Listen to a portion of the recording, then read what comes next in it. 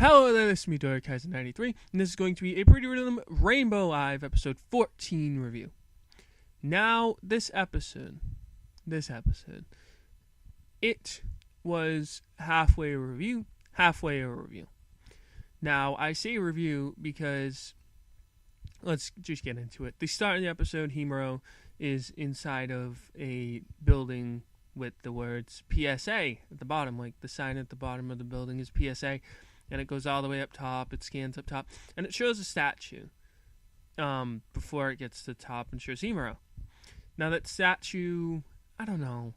Some people have said it's Sonata, some people have said it's Aira, some people, I even thought it was Rizumu at one point, but it wasn't formally revealed in the episode, but I'm going to stick with my thought, and and I think it's Sonata, because of course she was the first one to perform Aurora Rising, and why not just put Sonata there as sort of an homage to the original series, you know? Because we've seen Aira before, we've seen Mia and Heian and all these other people, but why not show Sonata, because we haven't seen her in, let me think, almost 2 years? Like, in anime terms? Throughout the, you had it. So, after that, shows Himuro. Watching back the dreaming session footage, and it shows, who is it? Naru, and Naru's performing her third prism jump after the performs her prism live, and then does the third jump of every rainbow. Himuro goes over and says, oh yeah, she's the middle school manager of Prismstone. But then, it shows Rinne, and he's like, oh yeah, this is, but it cuts to the opener. Now this is where I say it turns into a review as in such, because what happens is Naru then talks about the dreaming session, then introduces introduces her, introduces An, introduces Ito, and then she also introduces she talks about, I believe it was, no, that's a bit later, and then she talks about Ku, Sato, and then she also talks about Rinne a little bit. In those little reviews, she talks a little bit about the characters, talks about their pair friends, except the exclusion of Rinne, Ku, and Sato, and also talks about their song names, and a little bit about Momo, like how Momo is the true owner of Prismstone. Now, after all that is done, Himuro comes in, says hi to Naru, and basically explains that he needs Prismstone's help with something, and that without it, and right now that the Prism Show world is in danger. He then explains that this danger is that that no one's going to be able to challenge him out of June.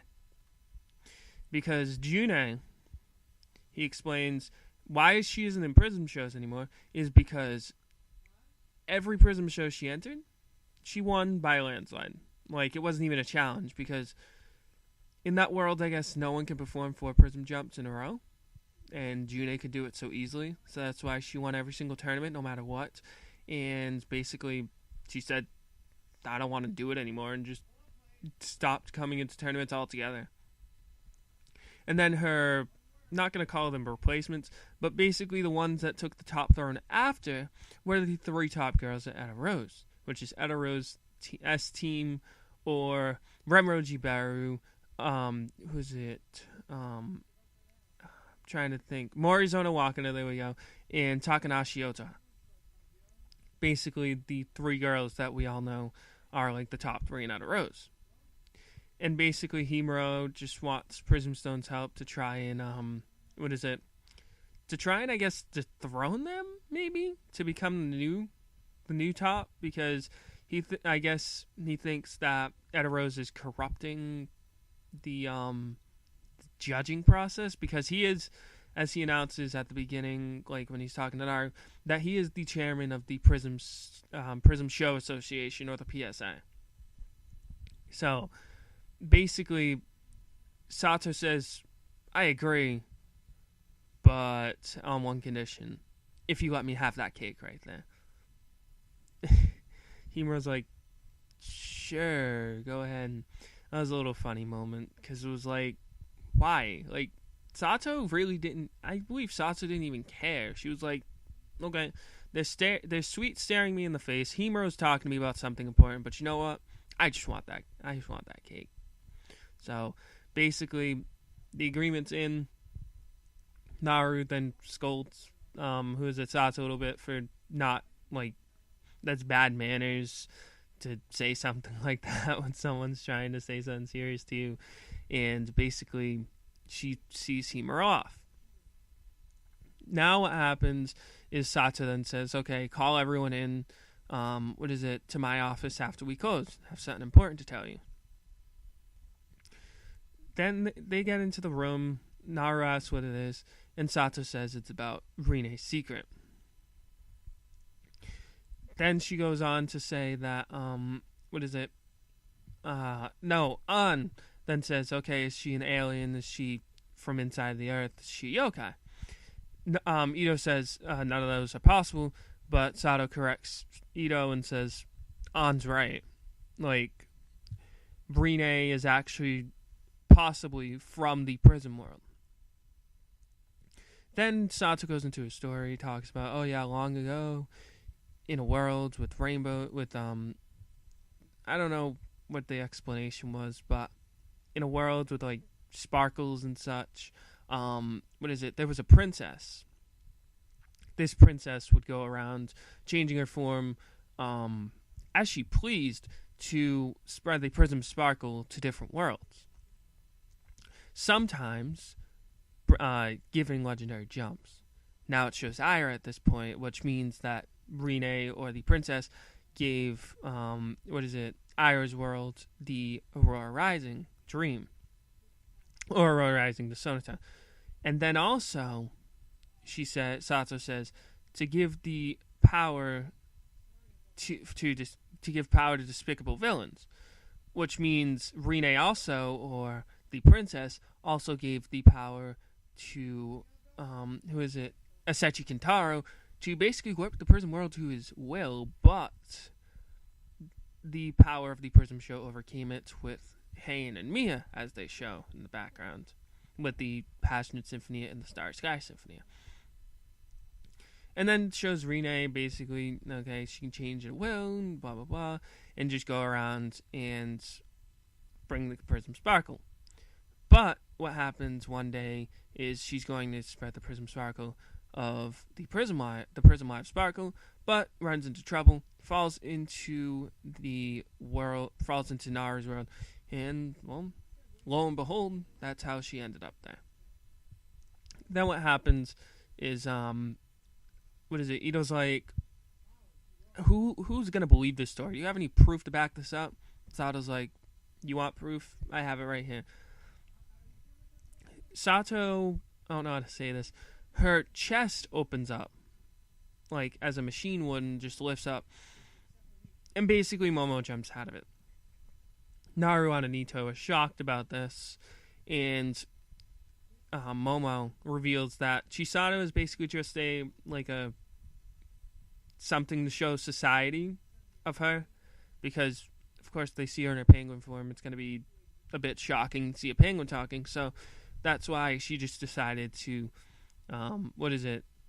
jump into Chisato. And Ku says that he's the mechanic, the mechanic who created the android of his own design. It's his own custom design. And Momo says that she's also a messenger from the Prism world. Happens after that is basically Chisato, or Momo, as you would like to call her now. Basically, she talks and says that, she needs, she's tried everything, but Rinne hasn't regained her memories, and that she's going to leave it to Anito and Naru. Anito like, huh? And Naru's like, I'll take her in. Like, my parents will be happy to have her. Are you alright with that, Rinne-chan? And basically, Rinne's like, yeah. So, basically, after that, Naru then says, oh yeah, the prism stone is shot full of mysteries. You come by sometime. Now, we all thought the episode was going to end there. But after that, An then says, oh yeah, then you really were the one to steal all the cakes. Now, weren't you, owner? But Momo's like, I'm the owner, so do you have a problem with that? An's like, when you say it that way, no. Ito then says, oh, hey everyone, the Pink Kappa here is the true owner of Prism Stone. Come take a look. And Momo's like, how dare you? Like, I'm a penguin. I'll have you know that I'm a penguin. Basically, that's the end of the episode. So, I thought this review was going to be shorter.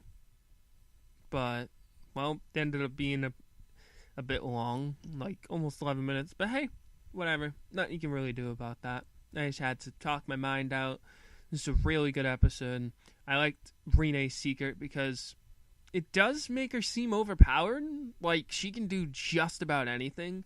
But with her memories gone, she's just a normal Prism Star. Which is pretty cool. Like, to the form of a goddess, basically brought down to a regular Prism Star. But for some reason can still activate 4 Prism jumps in a row. I don't know. So, basically, I'm hoping that it's really good. Like, it was a really good episode. And I will explain more about the next episode, like always, in my preview review. So again, thank you very much for watching, and I will see you guys later.